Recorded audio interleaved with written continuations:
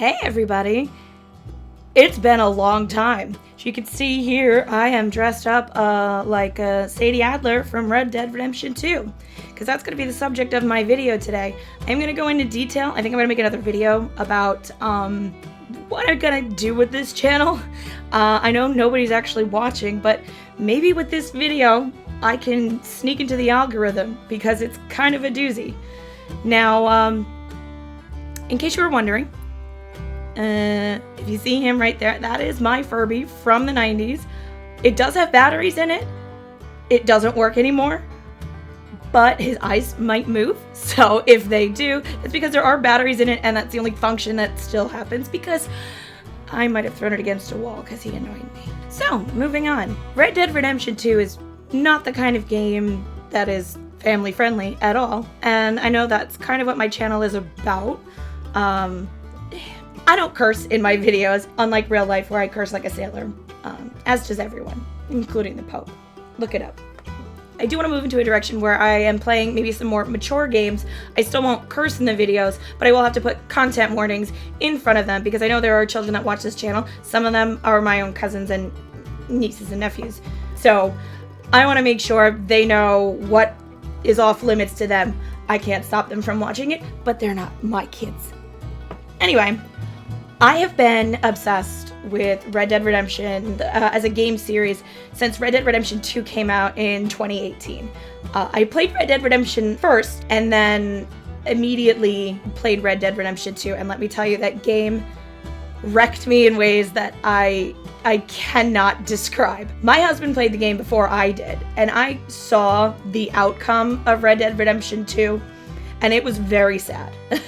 But when I played it, I don't think I cried harder in my life than when, spoilers, Arthur Morgan dies. And it was in my game because it was my Arthur. I dressed him, I cut his hair. He was my Arthur. And watching him die gutted me, and I was an emotional wreck. But Red Dead Redemption 2 holds a very special place in my heart, including, as you can see, this is part of a costume. Halloween 2019, my husband and I dressed up as Arthur Morgan and Sadie Adler. I had a wig and I had a different shirt, but the scarf is actually mine. I designed this and uploaded it to Redbubble. The print, as you can see, it's a little big, but I have since fixed it, so I'll put a link in the description if you want to buy your own Sadie Adler print scarf, because I actually pulled the colors straight from the video game concept art to make this plaid. So I put my costume together completely because they didn't have like a store-bought Sadie Adler, but my husband was able to get just a full-blown Arthur Morgan costume. But the thing is, his head is enormous. So I have Arthur Morgan's gambler hat right here that my husband wore, and because his head is so big, we had to cut the back open. We had to cut the back open to fit his head. As you can see, for a costume piece, it's a really good looking hat. And if you don't look at it from the back, it looks decent. I'm gonna put my Sadie Adler hat back on because it gave me hat hair. I'm sure you can tell it has since gotten darker. I took a break in between recording, and it's winter, so it gets dark very early because we still do daylight savings time. Anyway, also for my Sadie Adler costume, don't have the kind of freckles that she does. I actually got a freckle pen and drew them on to look like Sadie Adler. Yes, I have one of these bottles. PSA, I would not have bought this for myself. I don't see what the hype is about it compared to anything else. I like it a lot, but it was a gift for my sister-in-law, who is very thoughtful, who knows that I drink a lot of water and I always have my bottles with me, and she knows my preference for blue colors. So thank you, dear sister-in-law, because it's a great gift and I love it.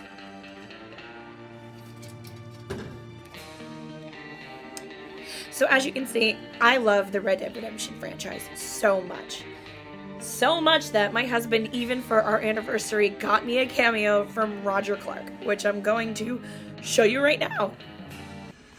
Oh, well, hey there, miss. How you doing, girl? That's right, Caitlin. This is a special cameo. And it's just for you. You know why? Well, no, of course not. I haven't told you why yet.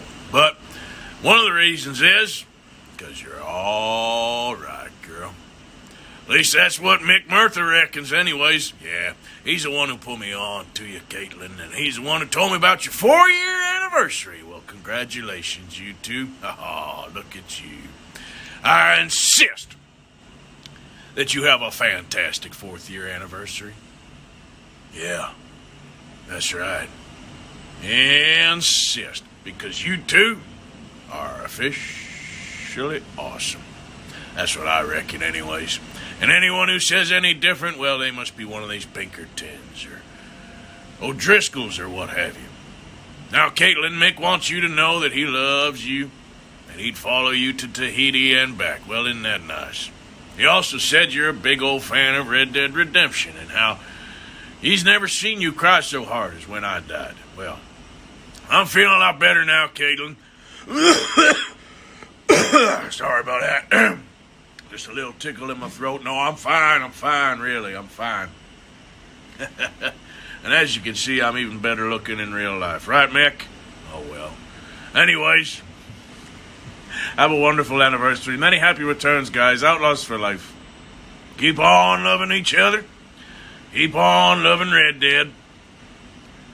And you'll be all right. Okay, I'll catch you later then. Happy anniversary, you two. Take care. Oh, and by the way, later. So that was totally awesome, right? It was. It was one of my favorite things ever. But I know what you're thinking. And it's about this sign back here. Because it's suddenly reading correctly. It's not backwards anymore. And the reason why that is when I was setting up the camera, I was looking at it and it was backwards. Like I'm seeing right now. It's backwards to me. So, I flipped all the letters around so that they were backwards. And I didn't realize in the playback, it flipped it. So the first half of the video, that's all backwards. I'm a moron. We've established that. I've got ADHD. This video has already gone on way too long due to my ADHD digression from the main subject. So let's get into it, shall we? So one of the things about having ADHD is how obsessive you get about things, and that's called hyperfocus. And when I got into Red Dead Redemption 2, I went hardcore. I was watching all the videos on YouTube. I was in the Reddit forums. It was nuts. I became obsessed. There's a lot of YouTube videos out there that discuss a plethora of things about these games. There are great content creators that do some really, really good videos about Easter eggs, game theories, and just a lot of historical details about the game. And I dove headfirst into them all. Now, one of these content creators is someone that any seasoned or even slightly more seasoned than an amateur gamer knows. And that is Mr. Boss for the win. Let's talk about him, shall we? Mr. Boss for the win has a huge following on YouTube and a net worth of around $6 million. Must mean he's a great content creator, right? You'd think that, wouldn't you? Anybody who regularly consumes any video game content on YouTube knows that Mr. Boss for the win isn't one of the best content creators out there. And coming from me, that's being very generous. We'll get there. There's a reason why there's several subreddits and YouTube videos about him, calling him the king of clickbait. Yes, clickbaiting is terrible. But is it the worst thing in the world? No. So what if his content is just a bunch of recycled videos with commentary that has no real substance to it? Wouldn't be that bad if that was just it, was it? But no. Mr. Boss for the win is also a content thief.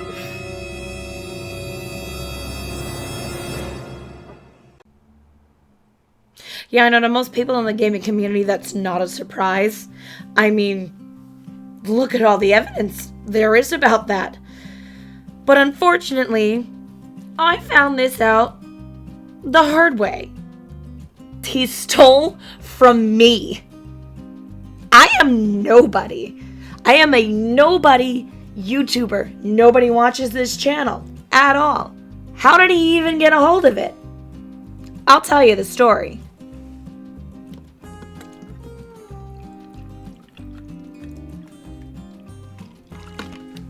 Lenny! So as I said before, there are a lot of good content creators that make videos about video games such as Red Dead Redemption. And one of those content creators is Fizhy. And he's fantastic. He's great. I highly recommend that you check out his channel, but he doesn't need my support because, as I said before, I am a YouTube nobody. But I digress. He made a video about Agnes Dowd, and those of you who are really into Red Dead Redemption 2 knows that's the ghost of Blue Water Marsh. This video was really, really good, and I posted a comment on there.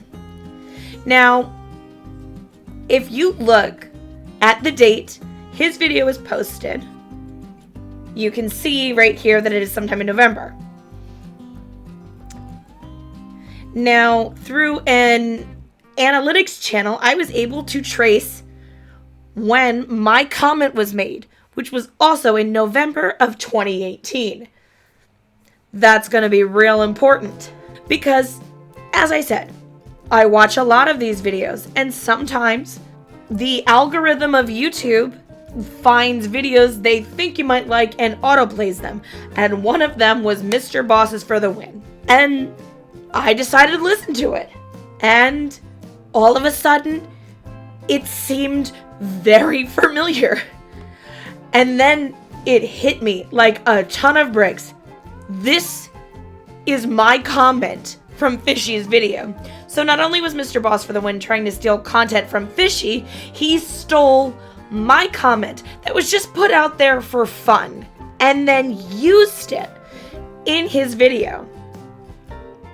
And he makes money from this. So he used my words, as he does to hundreds of other nobodies out there like me.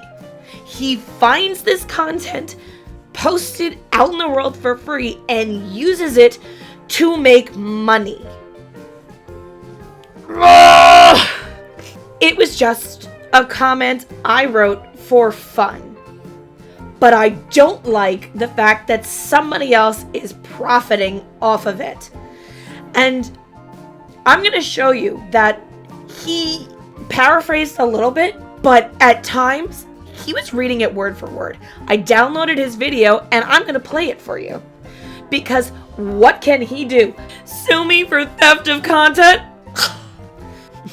I have a whole digital paper trail that shows that he was reading my comment nearly word for word, paraphrasing here and there, but in some instances not even changing my stupid flowery language, to the point where somebody even commented on his video something along the lines of, "Ew, who talks like that?"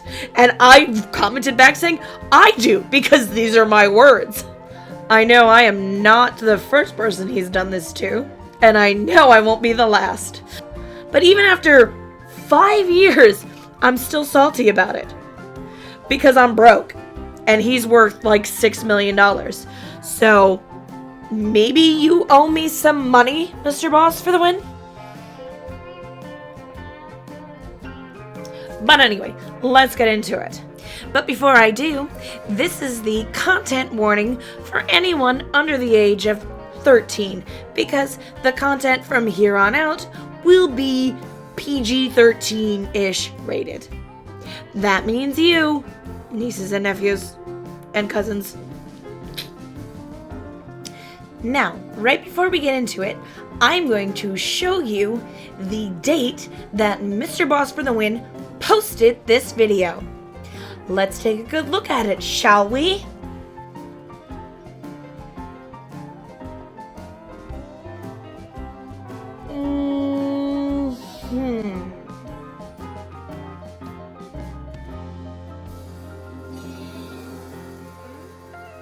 All right, let's go.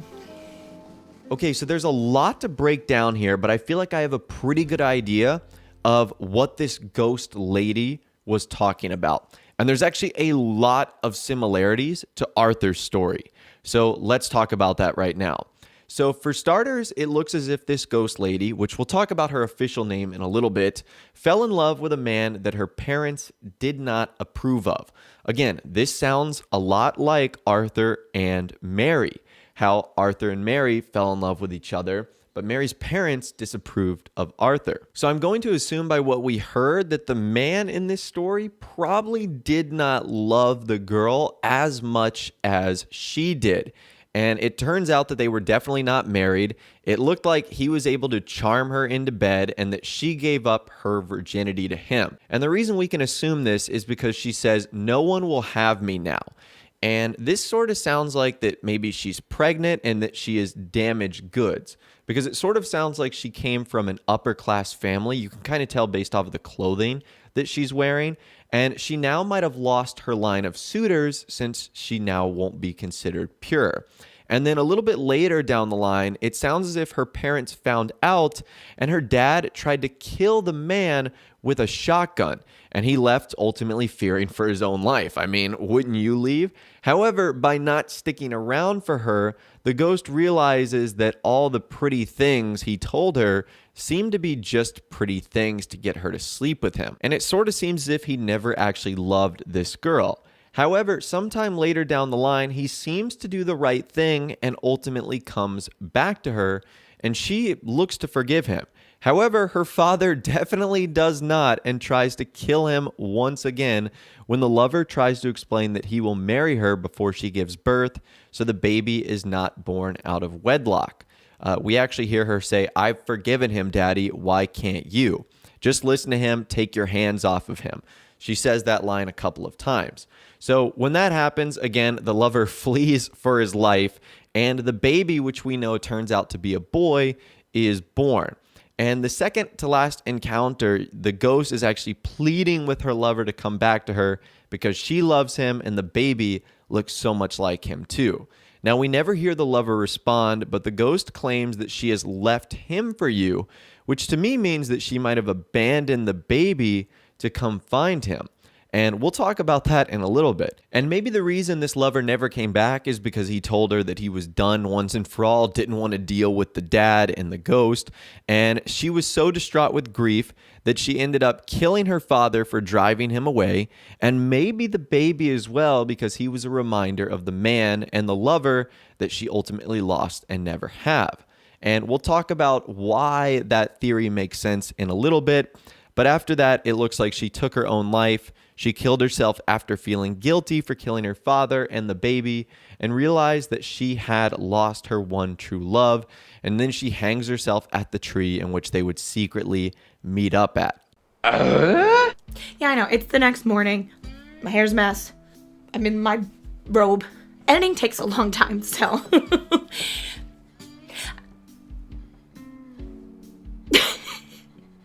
I mean, there's both a lot to say, and really, I don't have to say anything at all because it's so incredibly obvious that he just took what I wrote word for word. Except for what I'll say is that very last quote. I'm gonna assume you didn't know what the word rendezvous means. Probably looked up rendezvous. Let me Google that. Oh, meet up. Let me say that instead because I don't know how to pronounce that word. I'm surprised he can even read. Then again, if he couldn't read, he wouldn't have the ability to steal things from other people. But yeah, that's pretty much it.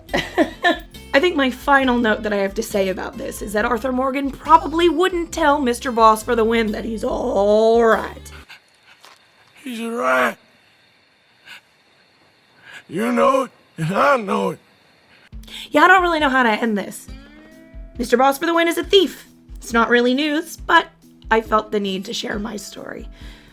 I hope that you'll continue to watch my content, because I do plan on coming back and doing some more gaming and commentary videos like this. I mean, hopefully I won't have more people stealing from me that I have to make content exactly like this, but you know what I mean.